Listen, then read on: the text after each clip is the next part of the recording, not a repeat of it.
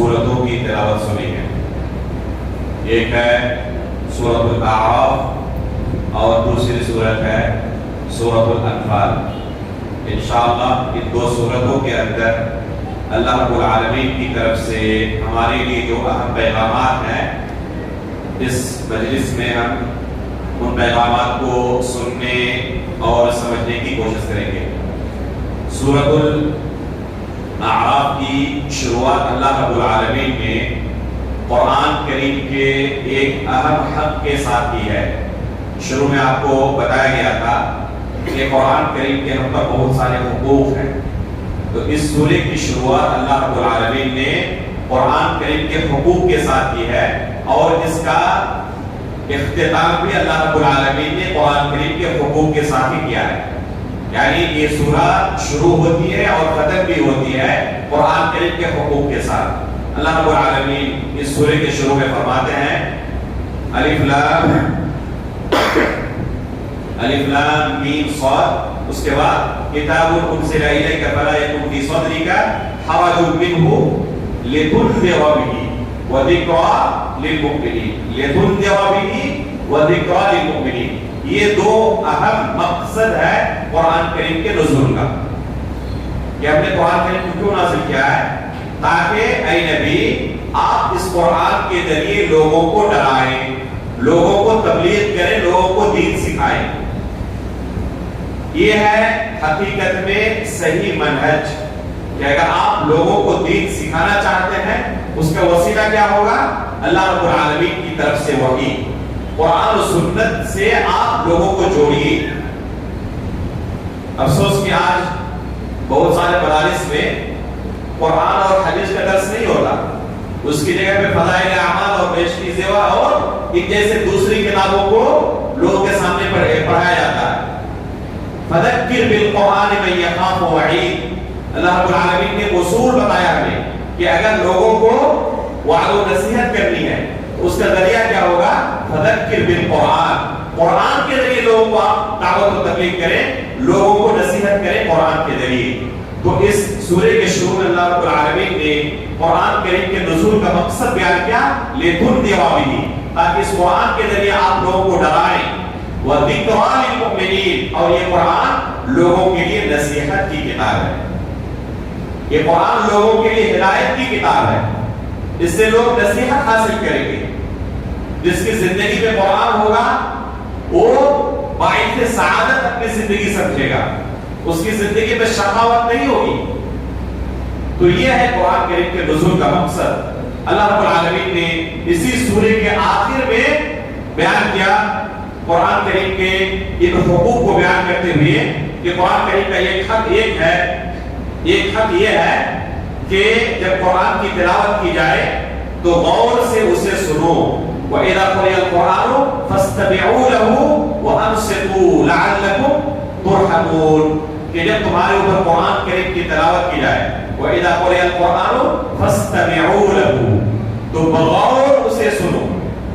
ایک ہے اسمعو اور ایک ہے استمعو، دونوں میں فرق ہے. ایک ہے کہ آپ چل رہے ہیں راستے سے اور کہیں سے قرآن کی تلاوت کی آواز آ رہی ہے، آپ کے کانوں میں پڑ رہے ہیں، آپ سنیں. دوسرا ہے کہ غور سے سن رہے ہیں، کیا آواز آ رہی ہے، غور سے سننا ہے، سمجھنا ہے کون سی آیت تلاوت کی جا رہی ہے، انٹرسٹ لے کر. دونوں میں فرق ہے. اسی طرح گانے بجانے کا حکم ہے. آپ راستے سے گزر رہے ہیں، کہیں سے گانے بجانے کی آواز آ رہی ہے، آپ گزر گئے، آپ نے اس کی پرواہ نہیں کی، سنا آپ نے، لیکن زبردستی آپ کو سنایا گیا. اور دوسرا ہے کہ جیسے ہی گانے بجانے کی آواز آ رہی ہے آپ رک گئے وہاں پہ، آپ کی کان فوراً ادھر چلی گئی، کان کھڑی ہو گئی کہ اسے سننا ہے، پتہ نہیں کون سا گانا ہے. دونوں میں فرق ہے. اللہ تعالیٰ نے کیا کہا قرآن کے تعلق سے؟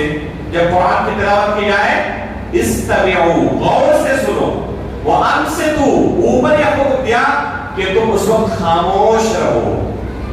اگر اس طرح کوئی قرآن کی تلاوت سنے تو یہ اللہ رب العالمین کی طرف سے نزول رحمت کا باعث ہے. لعلکم ترحمون، ایسی صورت میں تم پر اللہ کی طرف سے رحمتیں نازل ہوں گی. تو اگر کوئی شخص قرآن کریم کی تلاوت سنتا ہے تو ایک عبادت ہے۔ اس آیت سے کچھ لوگوں نے دلیل پکڑی کہ امام کے پیچھے جب ہم نماز پڑھیں تو سورہ فاتحہ کی تلاوت نہیں کر سکتے، کیونکہ اللہ تعالیٰ نے کیا کہا ہے، جب قرآن کی تلاوت کی جائے تو غور سے سنو اور خاموش رہو۔ تو یہ اللہ رب العالمین کا حکم ہے، اس لیے امام جب سورہ فاتحہ کی تلاوت کرے تو اس وقت مقتدیوں کو خاموش رہنا ہے، تلاوت انہیں نہیں کرنی ہے۔ بعض لوگوں نے اس آیت سے یہ دلیل لینے کی کوشش کی ہے۔ میں ایسے لوگوں سے کہنا چاہتا ہوں کہ جس شخصیت پر قرآن کریم نازل ہوا، رسول اللہ صلی اللہ علیہ وسلم اور آپ کے صحابہ کرام، انہوں نے اس آیت کا مفہوم بہتر سمجھا تھا یا ہم ان سے بہتر سمجھتے ہیں؟ ظاہر سی بات ہے کہ اللہ کے رسول سے اور آپ کے صحابہ سے اس آیت کا مفہوم ہم بہتر نہیں سمجھ سکتے۔ جس نبی پر یہ آیت نازل ہوئی اسی نبی کا کہنا ہے کہ جب امام کے پیچھے تم نماز پڑھو تو سورہ فاتحہ کے علاوہ اور کوئی دوسری سورہ نہ پڑھو، کیونکہ سورہ فاتحہ کے بغیر نماز ہی نہیں ہوتی ہے۔ یہ اسی نبی کا فرمان ہے۔ اس لیے قرآن کریم کو ہمیں سمجھنا ہے رسول اللہ صلی اللہ علیہ وسلم کی احادیث اور صحابہ اور تابعین کے فہم کے مطابق۔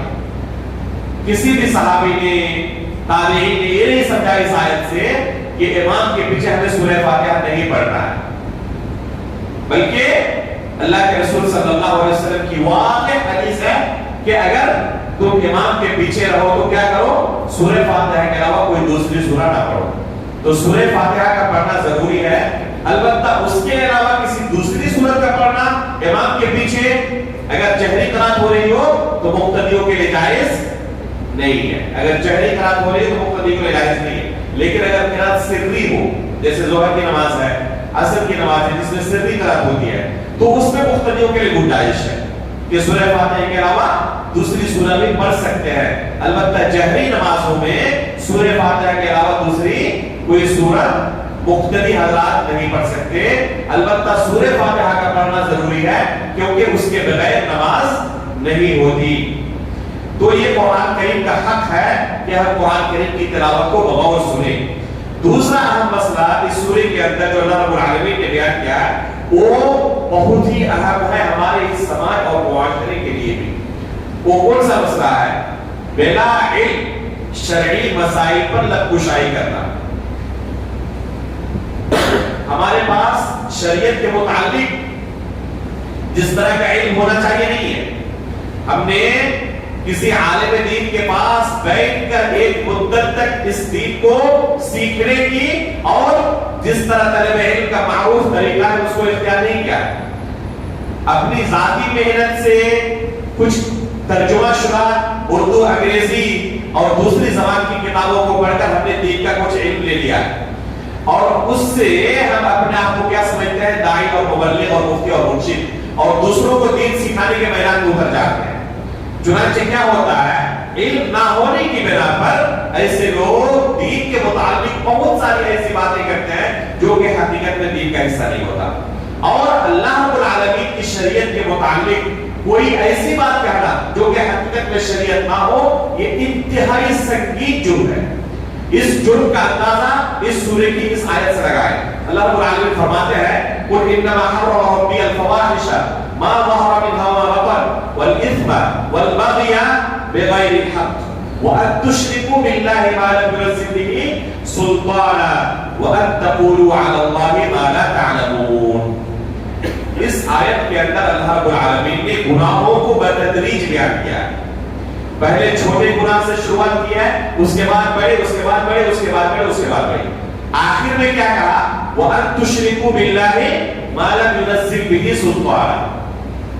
اللہ رب العالمین کے ساتھ کوئی شرک کرے یہ انتہائی سنگین جرم ہے۔ اس کے بعد اللہ نے کہا وَأَن تَقُولُوا عَلَى اللَّهِ مَا لَا تَعْلَمُونَ، کہ اللہ رب العالمین کے متعلق تم ایسی بات کہو جس کا تمہیں علم نہ ہو۔ یہ شرک سے بھی بڑا گناہ ہے۔ علماء نے اس آیت سے استدلال کیا ہے کہ شریعت کے متعلق بلا علم زبان کھولنا اور فتوے دینا اور لوگوں کی گائیڈ کرنا، رہنمائی کرنا، یہ شرک سے بھی سنگین جرم ہے، کیونکہ وہ بندہ کیا کرتا ہے، ایک نئی شریعت تیار کر رہا ہے۔ وہ اللہ کی شریعت نہیں ہے.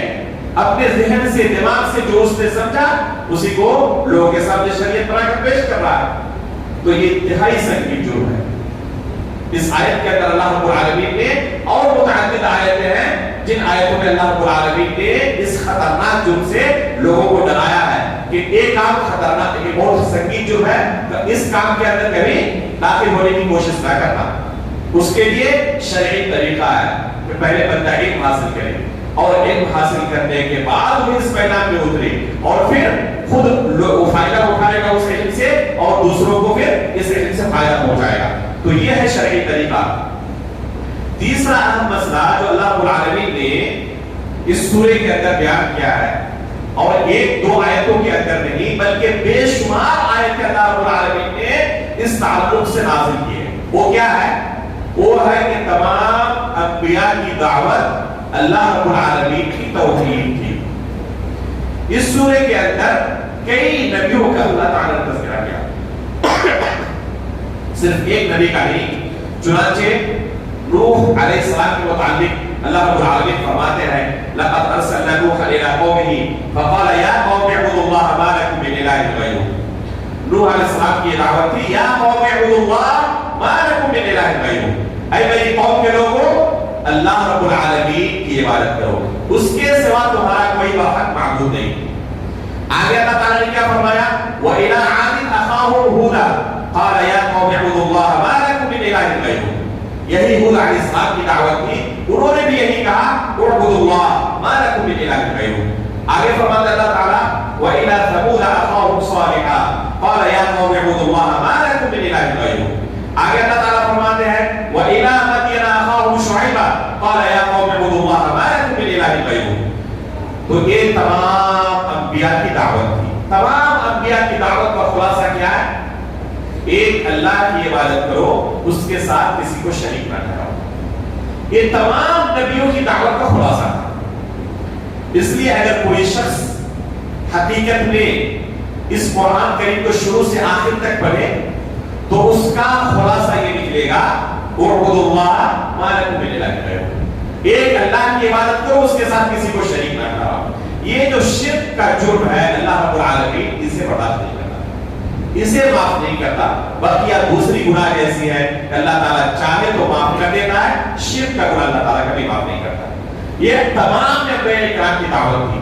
جن لوگوں نے انبیاء کی اس دعوت کو ٹھکرایا, اس دعوت کو قبول نہیں کیا, ان کا انجام کیا ہوا؟ اللہ رب العالمین نے اسی صورت کے اندر آگے ان کا انجام بیان کیا. اور اس میں ہمارے لیے نصیحت ہے کہ اگر ہم بھی ان لوگوں کے راستے پر چلیں اور انبیاء کرام کی اس دعوت کو ٹھکرا دیں تو ہمارا حال بھی وہی ہونے والا ہے جو ہم سے پہلے کی امتوں کا ہو چکا ہے.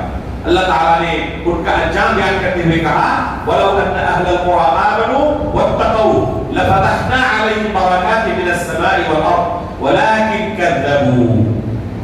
کہ یہ گاؤں والے جن کے پاس ہم نے انبیاء کرام کو بھیجا تھا, اگر یہ اللہ رب العالمین کی دعوت کو قبول کر لیتے, دعوت توحید کو قبول کر لیتے, تو دعوت توحید کی برکت سے ان کے اوپر اللہ رب العالمین کی طرف سے برکتیں نازل ہوتی. لَفَتَحْنَا عَلَيْهِمْ بَرَكَاتٍ مِنَ السَّمَاءِ وَالْأَرْضِ. اللہ رب العالمین فرماتے ہیں کہ برکت کے دروازے ان کے لیے کھول دیتے آسمان زمین سے. لیکن ان لوگوں نے کیا کیا؟ وَلَٰكِن كَذَّبُوا. انہوں نے ان تمام انبیاء کرام کو جھٹلایا, ان کی دعوت کو قبول نہیں کیا. فَأَخَذْنَاهُمْ بِمَا كَانُوا يَكْسِبُونَ. تو ہم نے ان کو پکڑ لیا, اور اللہ رب العالمین کی پکڑ بہت سخت ہوتی ہے.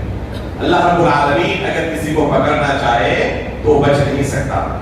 اللہ رب العالمین نے آگے کہا أَفَأَمِنَ أَهْلُ الْقُرَىٰ أَن يَأْتِيَهُمْ بَأْسُنَا بَيَاتًا وَهُمْ نَائِمُونَ أَوَأَمِنَ أَهْلُ الْقُرَىٰ أَن يَأْتِيَهُمْ بَأْسُنَا ضُحًى وَهُمْ يَلْعَبُونَ أَفَأَمِنُوا مَكْرَ اللَّهِ فَلَا يَأْمَنُ مَكْرَ اللَّهِ إِلَّا الْقَوْمُ الْخَاسِرُونَ. کیا لوگ اس بات سے معمول ہو گئے ہیں کہ ان کے اوپر وہ رات کو آرام سے اپنے بستروں پر سوئے ہوئے ہو اور اللہ کی طرف سے عذاب نازل ہو جائے, صبح اپنے لوگوں کے درمیان ہو اور ان کے اوپر اللہ کی طرف سے عذاب نازل ہو جائے؟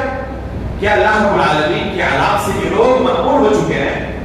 اللہ رب العالمین کے پلان سے کیا یہ لوگ معمول ہو چکے ہیں؟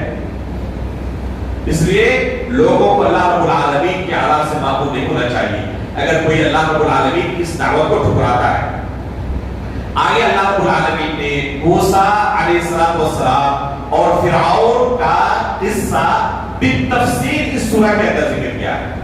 جو موسیٰ علیہ السلام اور فرعون کا قصہ ہے وہ سانپ کا قصہ، جادو کا قصہ، جادوگروں کو جمع کیا اور موسیٰ علیہ السلام نے اپنے عصا کو جیسے ہی ڈالا تو تمام سانپوں کو وہ نگلنا شروع کر دیا۔ یہ جو قصہ ہے اللہ رب العالمین نے اس قصے کو تفصیل کے ساتھ بیان کیا ہے۔ اس قصے کے اندر بہت ساری نصیحت کی چیزیں ہیں۔ ایک تو یہ کہ جادو یہ کفری عمل ہے اور جادوگر کبھی بھی کامیاب نہیں ہوتا۔ دوسری بات یہ کہ اللہ رب العالمین کے ہاتھ میں ہدایت ہے۔ یہ جادوگر جو موسیٰ علیہ السلام کی طرف سے آئے تھے، لیکن یہاں پر میدان میں آ کر اللہ رب العالمین نے انہیں ہدایت دی اور وہ کیا ہوئے؟ ایمان لے آئے، اللہ رب العالمین پر ایمان لے آئے۔ اس کے نتیجے میں فرعون نے انہیں دردناک عذاب میں ڈالنے کی کوشش بھی کی، لیکن جو اللہ رب العالمین پر ایمان لاتے ہیں وہ دنیا کے عذاب کی پرواہ نہیں کرتے۔ جن کے دل میں ایمان کی حلاوت داخل ہو جائے، ایمان کی چاشنی جن کے دلوں میں محسوس ہونے لگے، وہ ان تمام چیزوں کی پرواہ نہیں کرتے۔ تو یہ تفصیلی قصہ آپ کو اس سورہ کے اندر ملے گا۔ اس کے بعد اس سورہ کے اندر اللہ رب العالمین نے لباس کے، کپڑوں کے کچھ اصول و ضوابط بیان کیے ہیں اور بہت اہم ہے یہ حصہ اس سورے کا۔ غور سے اس مسئلے کو سنیں۔ اللہ رب العالمین فرماتے ہیں یا بنی آدم قد انزلنا علیکم لباسا یواری سوآتکم وریشا ولباس التقوی ذلک خیر ذلک من آیات اللہ لعلہم یذکرون۔ آگے اللہ تعالی نے فرمایا یا بنی آدم خذوا زینتکم عند کل مسجد وکلوا واشربوا ولا تسرفوا انہ لا یحب المسرفین۔ ان دو آیتوں کے اندر اللہ رب العالمین نے لباس کے اصول و ضوابط کو بیان کیا ہے۔ اللہ تعالیٰ نے اپنی نعمت کا اظہار کرتے ہوئے کہا کہ اے لوگوں، ہم نے تمہارے لیے لباس نازل کیا ہے۔ یہ لباس جو ہے اللہ رب العالمین کی طرف سے بہت بڑی نعمت ہے، لیکن افسوس کہ آج کچھ لوگ اس لباس کو کھولنے اور ننگا پن کو تہذیب و ثقافت سے جوڑ رہے ہیں اور اسے اپنی آزادی تصور کرتے ہیں۔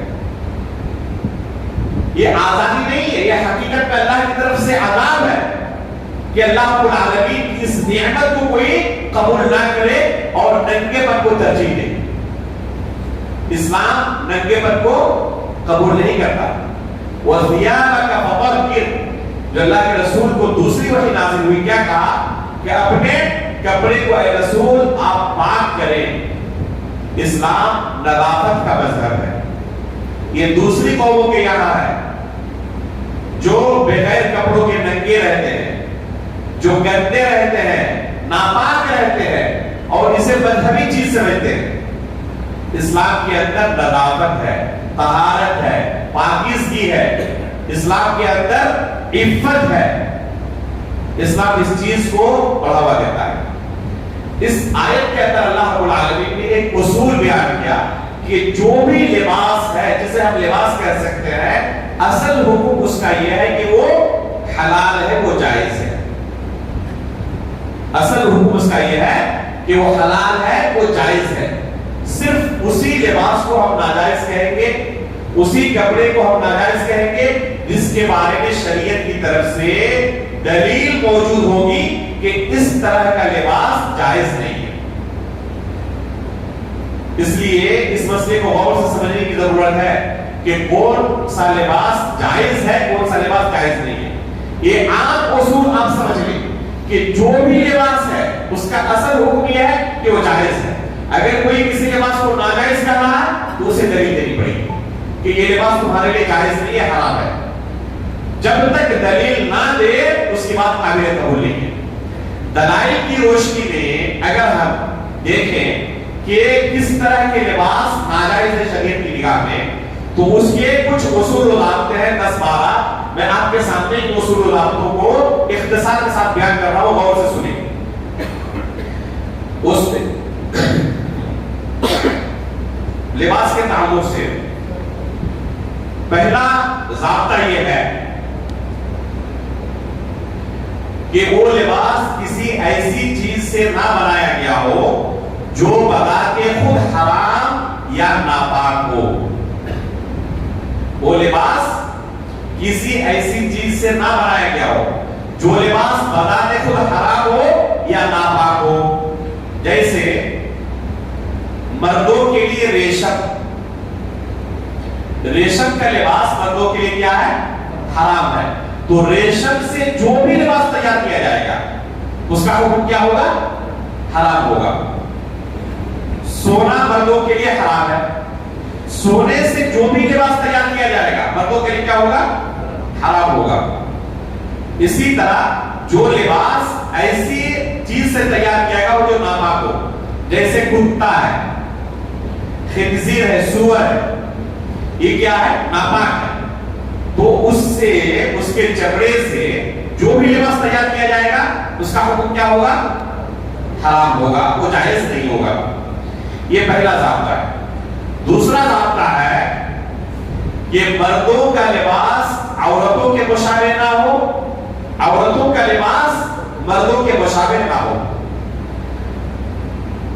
جو لباس خاص ہے مردوں کے لیے، کچھ لباس ایسے ہوتے ہیں جو عام ہوتے ہیں، نہ مردوں کے لیے خاص ہے نہ عورتوں کے لیے خاص ہے، سب کے لیے عام ہے معاشرے کے اندر، تو ایسے لباس میں کوئی حرج نہیں ہے۔ لیکن جو لباس خاص ہو مردوں کے لیے، عورتوں کے لیے پہننا جائز نہیں ہوگا، اور جو لباس عورتوں کے لیے خاص ہو مردوں کے لیے پہننا جائز نہیں ہوگا، گرچہ وہ کپڑوں کے اندر چھپا ہوا ہی کیوں نہ ہو، گرچہ کپڑوں کے اندر چھپا ہوا ہی کیوں نہ ہو۔ مثلا خواتین کے اندر یہ جو ہے، یا جو اندر کے لباس ہوتے ہیں، اگر کوئی مرد پہنے اور اسے کپڑوں کے اندر ہی پہنے تب بھی اس کے لیے جائز نہیں ہے، گرچہ کپڑوں کے اندر چھپے ہوئے ہو تب بھی وہ جائز نہیں ہے، تب بھی مردوں کے لیے حرام ہے۔ تیسرا اصول و ضابطہ یہ ہے کہ وہ لباس کفار و مشرکین یا اہل بدعت و ضلالت یا فساق اور فجار اور بدکار لوگوں کے لباس کے مشابہ نہ ہو۔ اگر کوئی ایسا لباس ہو جس کو دیکھ کر یہ فوراً ذہن میں کیا جائے کہ یہ فلاں قوم کا لباس ہے، یہ فلاں قوم کا لباس ہے، مسلمانوں کا لباس نہیں ہے، کسی دوسری قوم کا، یا ایسے لوگوں کا سماج و معاشرے کے اندر معروف ہو کہ جو فسق و فجور والے ہیں، گنہگار ہیں، بدکار لوگ ہیں، زانی ہے، شرابی ہے، فلم اسٹار ہے، ایسے لوگوں کا لباس ہے وہ، تو ایسے لوگوں کی مشابہت اگر کوئی شخص اختیار کرنا چاہے لباس کے ذریعے تو اس لباس کا حکم کیا ہوگا؟ حرام ہے، وہ لباس جائز نہیں ہے۔ افسوس کے سماج و معاشرے کے اندر بہت سارے لوگ ایسے لباس پہنتے ہیں اور فخر محسوس کرتے ہیں، ایسا لباس جائز نہیں۔ جو فساق اور فجار، جو بدکار اور گنہگار لوگ ہیں سماج و معاشرے کے اندر، جو سماج اور معاشرے کے اندر فسق و فجور کو عام کرتے ہیں، تو ایسے لوگوں کی مشابہت کو اختیار کرنا چاہے لباس کے ذریعے تو یہ لباس جائز نہیں ہے۔ اسی طرح چوتھا ضابطہ اس کا یہ ہے کہ وہ شہرت کا لباس نہ ہو، ایسا لباس نہ ہو جس سے اس کی انفرادیت سماج کے اندر ثابت ہو، لوگ اس کی طرف انگلی اٹھائیں اس لباس کی وجہ سے، یا تو بہت زیادہ قیمتی ہونے کی وجہ سے یا بہت ہی زیادہ ردی ہونے کی وجہ سے، وہ الگ اپنی شناخت بنانا چاہتا ہو سماج کے اندر، ٹھیک ہے؟ اس کو کیا کہا جاتا ہے؟ لباس الشہرہ، اور اللہ کے رسول نے لباس الشہرہ سے منع کیا۔ کوئی ایسا لباس نہ پہنے جو قوم کا لباس نہ ہو۔ اس میں دونوں چیزیں شامل ہیں، یا تو بہت ہی ہائی کوالٹی کا जिस तरफ से भी जाए हर कोई उंगली उठाए उसकी तरफ, या इंतहाई रद्दी लिबास कि वो लोगों की तवज्जो का मरकज बन जाए, तो इसको क्या कहा जाता है? लिबास शोहरा कहा जाता है, शोहरत का लिबास। एक अपनी अलग शनाख्त बनाना चाहता है अपने लिबास के जरिए कौम के अंदर, तो ऐसा लिबास जायज नहीं है। पांचवा ज़ाब्ता है कि उसमें इसराफ और फुजूल खर्ची ना हो, किब्र व गुरूर का इजहार उसमें ना हो, खुद पसंदी का बाइस ना हो। अगर उसमें इसराफ हो, किब्र व गुरूर हो, तो ये जायज नहीं है। अभी जो आयत आपके सामने इस सूरे की तिलावत की गई, उसमें क्या कहा अल्लाह ताला ने? खुदू ज़ीनतकुम इंदा कुल्लि मस्जिद वकुलू वशरबू वला तुस्रिफू, इसराफ ना करो, फुजूल खर्ची ना करो। तो ऐसा लिबास जिसमें फुजूल खर्ची हो, वो लिबास जायज नहीं है। इसी तरह छठा ज़ाब्ता उसका यह है कि वो लिबास इस कदर बारीक और जालीदार और पतला ना हो जिससे वाजिब जो सतर पोशी के आला है वो सतर पोशी ना हो सके, वो जाहिर होने लगे। आप लोग ऐसे बारीक और पतले कपड़े पहनते हैं कि जो आला सतर पोशी के लिए वाजिब है वो आसानी जाहिर होने लगते हैं, और इसे फैशन तस्वुर किया जाता है। अफसोस की बात है कि औरतों के ताल्लुक से इसे फैशन तस्वुर किया जाता है, जिनका हकीकत में असल यह है कि वो पर्दे के साथ रहे। तो ऐसा लिबास जायज नहीं है। सातवां ज़ाब्ता यह है कि वो लिबास इस कदर तंग और मुख्तसर ना हो कि उससे पहनने से जिस्म की बनावट लोगों के सामने जाहिर होने लगे, खुसूसन जो आला सतर पोशी के लिए वाजिब है, और वो आला तंग होने की वजह से लिबास के जाहिर होने लगे, तो ऐसा लिबास भी जायज नहीं है। इस कदर तंग लिबास पहनना जायज नहीं है। आठवां ज़ाब्ता यह है कि वो ज़ाफ़रान के पौधों से जो रंग निकलता है उस रंग से रंगा हुआ ना हो।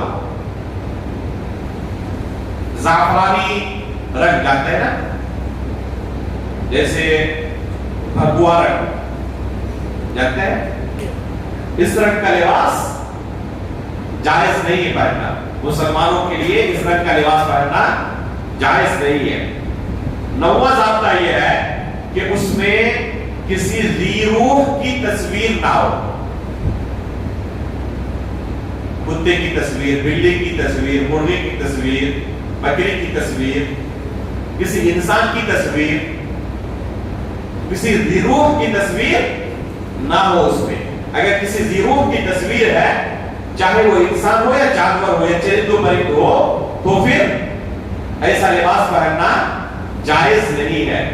अलबत्ता अगर उसका सर कटा हुआ हो तो उलमा ने कहा है कि जायज है, इसलिए कि असल उसकी तस्वीर उभर नहीं पाती, इसमें उसकी तौहीन है, उसकी तकरीम नहीं है, ताज़ीम नहीं है, तो इस सूरत में जायज है अगर सर कटा हुआ हो तो। 10वां ज़ाब्ता यह है कि उस पर गैर मुस्लिमों के मजहबी शिआर मौजूद ना हो। समझा आपने? जैसे सलीब का निशान है ना, एक कौम का मजहबी शिआर है, त्रिशूल है, जैसे एक कौम का मजहबी शिआर है। तो इस तरह बहुत सारे कौमों के मजहबी शिआर होते हैं, तो ऐसा कोई भी मजहबी शिआर उस कपड़े पर ना हो, लिबास पर ना हो। अगर उसमें किसी भी कौम का मजहबी शिआर मौजूद हो तो फिर उसका पहनना जायज नहीं है। 11वां ज़ाब्ता यह है कि उस पर कुरान की आयतें या ऐसी दुआएं ना लिखी हुई हो जिनसे किताबुल्लाह या सुन्नत रसूल की तौहीन लाजिम आती हो, ये भी जायज नहीं है। अलबत्ता दूसरी चीजें लिखी हुई हो जिसका किताबुल्लाह के साथ, सुन्नत रसूल के साथ या दीन और शरीयत के साथ कोई ताल्लुक ना हो, तो इसमें कोई हर्ज नहीं है। 12वां ज़ाब्ता यह है کہ مردوں کا لباس اس قدر لمبا اور بڑا نہ ہو کہ وہ ٹخنوں سے نیچے چلا جائے. سمجھا آپ نے؟ مردوں کا لباس عورتوں کا نہیں اس قدر بڑا نہ ہو کہ وہ ٹخنوں سے نیچے چلا جائے. اس کا حل کیا ہے؟ بعض لوگ کیا کرتے ہیں، اس کو موڑ لیتے ہیں نماز کے وقت اور بعد میں پھر لٹکا لیتے ہیں. یہ حل نہیں ہے. حل اس کا یہ ہے کہ جب آپ سلوائیں تو ٹخنے سے اوپر اس کو درزی کو ناپ دیں، ٹخنے سے نیچے کا نہیں. اس لیے اگر آپ کا کپڑا ٹخنے سے نیچے لٹک رہا ہے تو درزی کے پاس جاؤ، اسے کاٹنے کا حکم دیں. نماز کے وقت اسے موڑ لینا اس کا حل نہیں ہے. ویسے بھی نماز کے وقت کپڑے کو سمیٹ کر نماز پڑھنے سے منع کیا اللہ کے رسول نے. اللہ کے رسول فرماتے ہیں امرت ان اسجد علی سبعۃ اعظم لا اكف شعرا ولا طوبا، مجھے حکم دیا گیا ہے کہ 7 ہڈیوں پر سجدہ کروں اور اپنے کپڑے کو اور اپنے بالوں کو نہ سمیٹوں. اس لیے کپڑے کو سمیٹ کر نماز پڑھنا جائز نہیں ہے. بعض لوگ کیا کرتے ہیں، وضو سے فارغ ہونے کے بعد نماز میں داخل ہوتے ہیں اور وضو کے وقت کیا کرتے ہیں، اس کو سمیٹنا پڑتا ہے اور اسی حالت میں داخل ہو جاتے ہیں. یا گرمی کے موسم میں بعض لوگ گرمی سے بچنے کے لیے کیا کرتے ہیں، اس طرح سمیٹ کر نماز پڑھتے ہیں. یہ طریقہ صحیح نہیں ہے. یہ طریقہ صحیح نہیں ہے. کپڑے کو سمیٹ کر نماز پڑھنے سے منع کیا گیا ہے. تو کیا خیال ہے، یہ جائز ہوگا؟ پینٹ کو پاجامے کو سمیٹ کر اس پر نماز پڑھنا یہ مناسب نہیں ہے. اس لیے اس کا واحد حل یہ ہے کہ اس کو آپ کے درزی کے پاس جائیں اور کہیں کہ اس کو یہاں سے اتنا چھوٹا کر دیں. 13واں اور آخری ضابطہ یہ ہے کہ یہ عورتوں کے لیے ہے، بس یہ مردوں کے لیے نہیں، کہ غیر محرم نہیں، غیر محرم کے سامنے عورتوں کا لباس کس طرح ہونا چاہیے. پہلی چیز کہ ایسا لباس ہو جو پورے جسم کو چھپاتا ہو، پورے جسم کو چھپانے والا ہو اور کوئی حصہ ظاہر نہ ہو رہا ہو. دوسرا ہے کہ باریک نہ ہو جس سے جسم کے اندر کے اعضاء نظر آئے. تیسرا اصول ہے کہ تنگ اور چست اور کسا ہوا نہ ہو. چوتھا کہ بذات خود وہ زینت دار نہ ہو. بعض خواتین کیا کرتی ہیں، ایسا برقع پہنتی ہیں جو خود جاذبہ نظر ہوتی ہے. اس لیے بعض شعراء کہتے ہیں کہ آج کل کے برقعے کو بھی فتنہ تازہ کہیے، پردہ نہیں پردے کا جنازہ کہیے. تو حقیقت میں پردہ نہیں ہوتا، اس برقعے پر اور ایک پردے کی ضرورت ہے. تو وہ لباس خود زینت والا نہ ہو جو لوگوں کی توجہ کا مرکز ہو.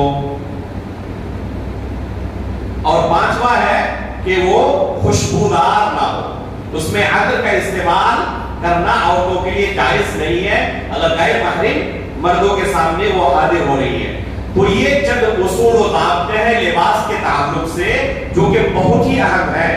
اللہ رب العالمین نے اس سورے کے اندر 2 آیتوں کے اندر لباس کا اصول و ضابطہ بہت ہی اجمالاً بیان کیا ہے اور دیگر احادیث اور فہم سلف سے یہ اصول و ضابطے بھی کرتے ہیں جس کو ہم نے اختصار کے ساتھ بہت ہی اختصار کے ساتھ آپ کے سامنے رکھا. اسی طرح اس سورے کے اندر اللہ رب العالمین کے اسماء حسنہ کے متعلق ایک بہت ہی اہم قاعدہ بیان کیا گیا ہے. وہ کیا ہے؟ وَلِلَّهِ الْأَسْمَاءُ الْحُسْنَى فَادْعُوهُ بِهَا، کہ اللہ رب العالمین کے اسماء حسنہ ہے، پیارے پیارے نام ہیں. ان ناموں کے وسیلے سے تم اللہ تعالیٰ سے مانگو، تم دعا کرو. پہلی چیز کہ اللہ رب العالمین کے نام ہے، ہمیں اس پر ایمان لانا. ہمارا عقیدہ یہ ہونا چاہیے کہ اللہ رب العالمین کے نام ہے اور اللہ تعالیٰ کے جتنے نام ہیں وہ ذو معنی ہے. ذو معنی کا معنی سمجھ رہے ہیں؟ مثلا کسی انسان کا نام ہے جمیل، یہ ضروری نہیں ہے کہ وہ شخص خوبصورت بھی ہو. کسی کا نام ہے اکبر، ضروری نہیں کہ وہ بہت بڑا بھی ہو سکتا ہے بہت چھوٹا ہے. کسی کا نام ہے اصغر، ضروری نہیں کہ وہ بہت چھوٹا ہو سکتا ہے کہ سب سے بڑا ہو. جیسے ہمارے جمیل حدیث کے امیر صاحب کیا ہے، ان کا نام اصغر علی امام حدیث ہے، نام ہے اصغر لیکن ہوتا بہت بڑا ہے ان کا. تو انسانوں کے نام میں ضروری نہیں ہے کہ جو نام ہو معنی بھی مراد ہو، ٹھیک ہے؟ لیکن اللہ تعالیٰ کے نام ایسے نہیں ہے. اللہ تعالیٰ کے جتنے نام ہیں تمام کے تمام نام ذو معنی ہے. اللہ کا نام ہے سمیع، سمیع کا مطلب سننے والا. تو یہ ہمیں عقیدہ رکھنا پڑے گا کہ اللہ تعالیٰ کی صفت ہے سننے کی. اللہ تعالیٰ سننے والا ہے. اللہ تعالیٰ بصیر ہے، دیکھنے والا. اللہ تعالیٰ غفور ہے، معاف کرنے والا. رزاق ہے، رزق دینے والا. تو اللہ رب العالمین کے جتنے نام ہیں تمام کے تمام نام ذو معنی ہے. اللہ رب العالمین کے کتنے نام ہیں؟ جی اس کو جواب پتا ہے؟ اور کسی کے پاس کوئی جواب ہے؟ بے شمار 99 1000. صحیح جواب یہ ہے کہ اللہ رب العالمین کے ناموں کا حقیقی علم صرف اللہ رب العالمین کو ہے. اللہ رب العالمین کے نام بے شمار ہیں، یہ صحیح جواب ہے. ان بے شمار ناموں میں سے اگر کوئی بندہ 99 ناموں کا احصاء کرتا ہے تو اس کے بارے میں خوشخبری آئی ہے، بشارت آئی ہے کہ وہ جنت میں داخل ہوگا. اللہ کے رسول فرماتے ہیں ان للہ 99 اسما من احصاها دخل الجنہ، کہ اللہ رب العالمین کے 99 ناموں کا جو احصاء کرے گا وہ جنت میں داخل ہوگا. اس حدیث کا یہ معنی نہیں ہے کہ اللہ رب العالمین کے اس کے علاوہ اور نام نہیں ہے، بلکہ خود قرآن کریم کے اندر اور صحیح احادیث میں جو اللہ رب العالمین کے نام ہیں ان کی تعداد ہی 100 سے اوپر. اس لیے کہنا ہے کہ صرف اللہ رب العالمین کے 99 نام میں صحیح نہیں ہے. اب کوئی نام اللہ رب العالمین کا ہے یا نہیں، اس کا فیصلہ کیسے ہوگا؟ اس کا فیصلہ کوئی اپنی طرف سے نہیں کر سکتا. بہت سارے لوگ اپنی طرف سے اللہ رب العالمین کو نام دیتے ہیں، یہ جائز نہیں ہے. اللہ رب العالمین کے تعلق سے کچھ لوگ کہتے ہیں ایشور، گاڈ، اس طرح کے الفاظ استعمال کرتے ہیں. اللہ رب العالمین کا نام نہیں ہے. یہاں تک کہ لفظ خدا کے بارے میں بھی راجح یہی ہے کہ اللہ رب العالمین کا نام نہیں ہے. اب تفسیر کہیں جو کچھ کہیں الگ چیز ہے، لیکن اللہ کا نام ہے یہ تو اللہ کا نام نہیں ہے. اللہ رب العالمین کہیں یہ نام ذکر نہیں کیا ہے. اگر ترجمہ بھی کہے تو کسی انسان کا کوئی نام ہو، اگر ترجمہ کر کے اس کو بلائے تو راضی ہوگا وہ؟ کسی کا نام ہے جمیل، اس کو بلائے خوبصورت، سنو، راضی ہوگا؟ تو ترجمہ کر کے اللہ رب العالمین کو بلائے اور اللہ رب العالمین کا وہ نام رکھے. اس کی اللہ رب العالمین نے ہمیں، اس کا اللہ تعالیٰ نے ہمیں اختیار نہیں دیا ہے. اسی طرح اللہ تعالیٰ کے جتنے نام ہیں سب کے سب حسنہ ہے، بہترین ہے. تو اللہ رب العالمین کے نام کے تعلق سے بہت سارے اصول و ضوابط ہیں اور علماء نے اس تعلق سے مستقل کتابیں تصنیف کی ہیں. ایک اور اہم مسئلہ اس سورے کے آخر میں اللہ تعالیٰ نے بیان کیا ہے کہ اللہ کے رسول صلی اللہ علیہ وسلم علم غیب نہیں جانتے تھے. چنانچہ فرماتے ہیں قُلْ لَا أَمْلِكُ لِنَفْسِي نَفْعًا وَلَا ضَرًّا إِلَّا مَا شَاءَ اللَّهُ وَلَوْ كُنْتُ أَعْلَمُ الْغَيْبَ لَاسْتَكْثَرْتُ مِنَ الْخَيْرِ. اللہ رب العالمین اللہ کے رسول کو تعلیم دے رہے ہیں کہ آپ کہیں کہ اگر مجھے علم غیب حاصل ہوتا تو خیر بہت زیادہ میں اکٹھا کر لیتا.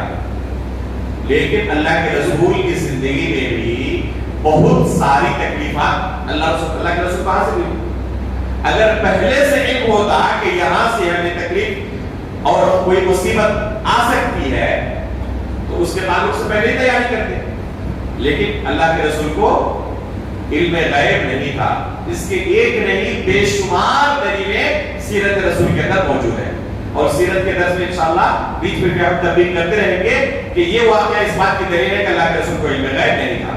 تو اس آیت کے اندر اللہ رب العالمین نے اسی عقیدے کا بیان کیا ہے کہ اللہ کے رسول صلی اللہ علیہ وسلم کو علم غیب نہیں تھا. اس سورے کے اندر یہ چند اہم آیتیں تھیں. اس کے بعد جو دوسری سورہ آج پڑھی گئی ہے انشاءاللہ چند منٹ انشاءاللہ لوں گا. اس سورے کے اندر جو اہم آیتیں ہیں ان میں سے اس سورے کے شروع میں اللہ تعالیٰ نے ایک اہم عقیدے کا بیان کیا ہے اور یہی اہل سنت والجماعت کا عقیدہ ہے اور اسی آیت کو دلیل کے طور پر پیش کرتے ہیں. وہ عقیدہ کیا ہے کہ ایمان کے اندر کمی بیشی ہوتی ہے، زیادتی اور کمی ہوتی ہے. اس کی دلیل سورۃ الانفال کے شروع میں ہی اللہ تعالیٰ نے بیان کیا ہے. انما المؤمنون الذين اذا ذكر الله وجلت قلوبهم واذا تليت عليهم آياته زادتهم ایمانا.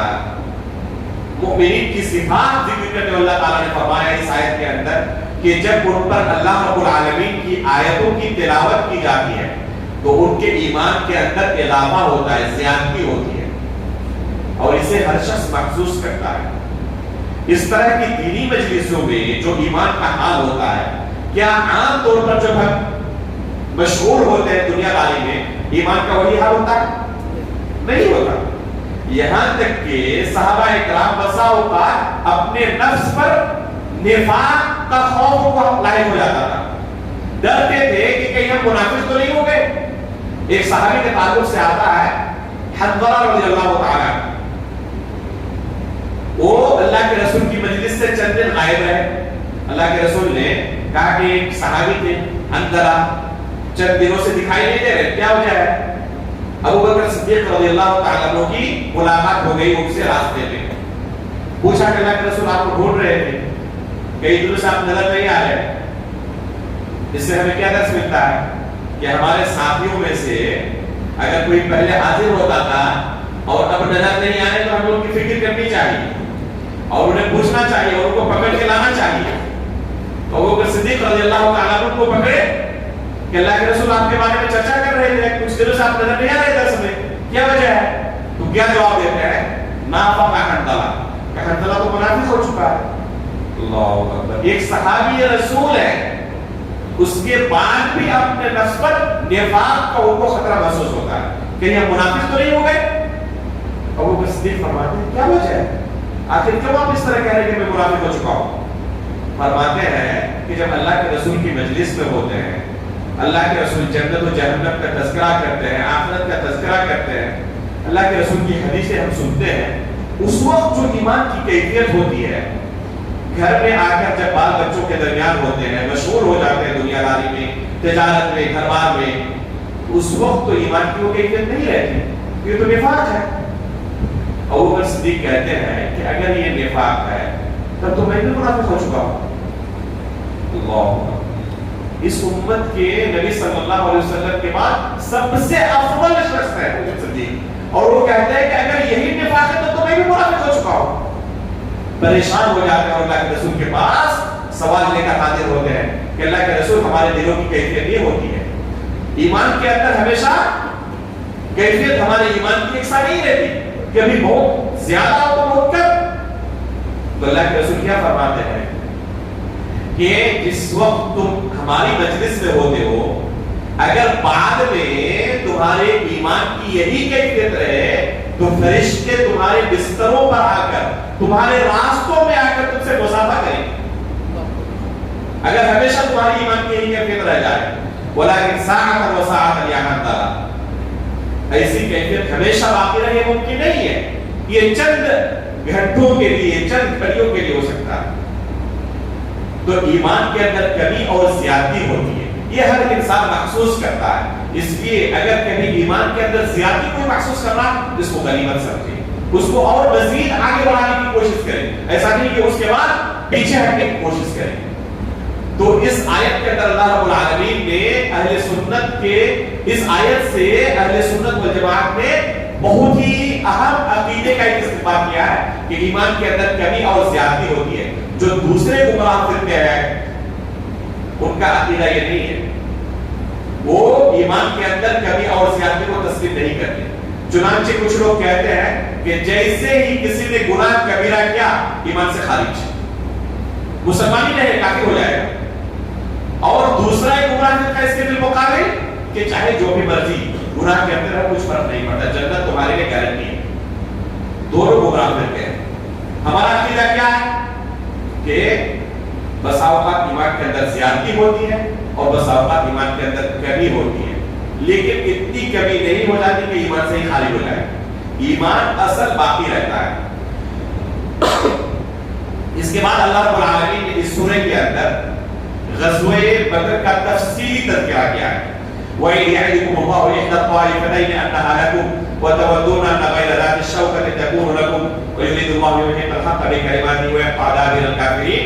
یہاں سے کئی آیتیں ہیں جن میں اللہ رب العالمین نے غزوہ بدر کا تفصیل تذکرہ کیا ہے. اس سے پہلے بیان کر چکا ہے سورہ آل عمران کے اندر کہ وہاں پر بھی اللہ رب العالمین نے غزوہ بدر کا تفصیل تذکرہ کیا ہے. جب سیرت کے درس میں ہم غزوہ بدر کا ذکر کریں گے انشاءاللہ تو ان آیتوں سے اس غزوے کا نقشہ کھینچیں گے کہ اس غزوے میں کیا کچھ ہوا تھا.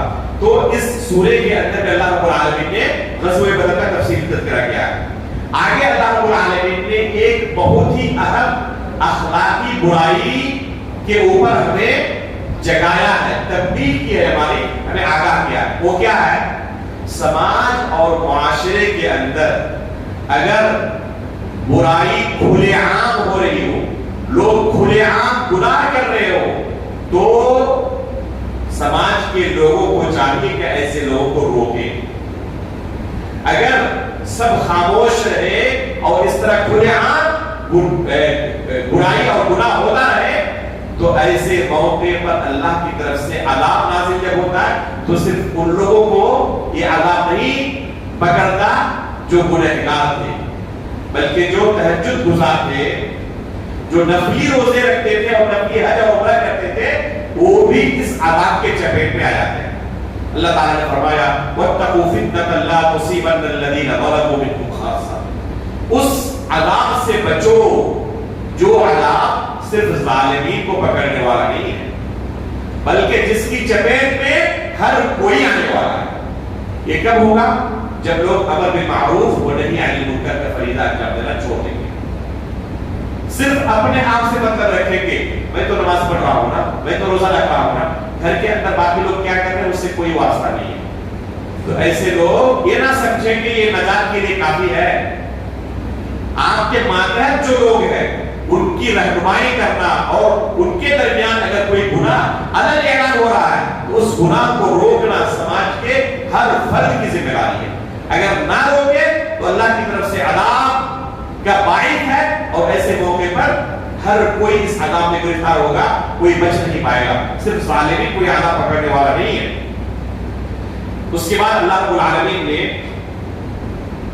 ایک اہم اصول و ضابطہ بیان کیا ہے اللہ کے عذاب کے تعلق سے کہ اگر کسی قوم میں استغفار کرنے والے لوگ موجود رہیں، گناہ کا سرزد ہونا بندوں سے یقینی ہے.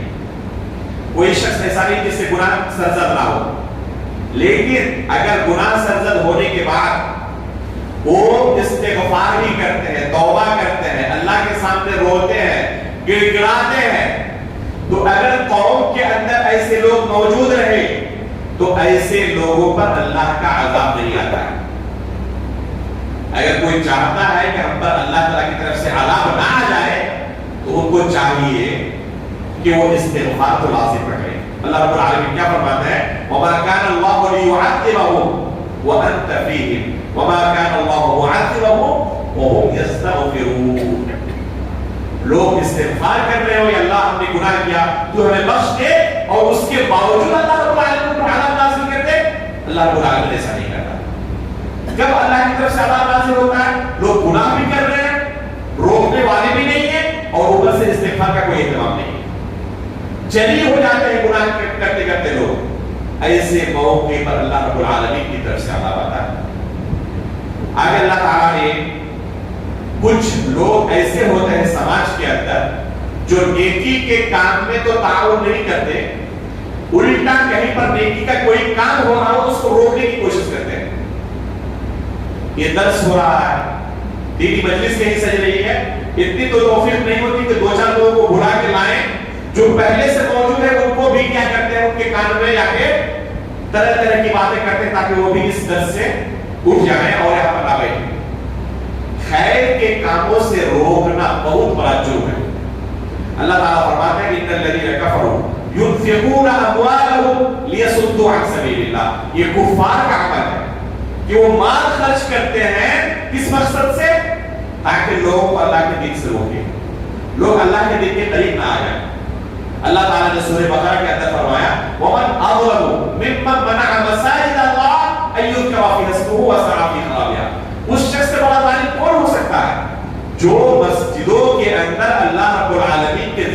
اعتبار سے لوگوں کو روکتے ہیں.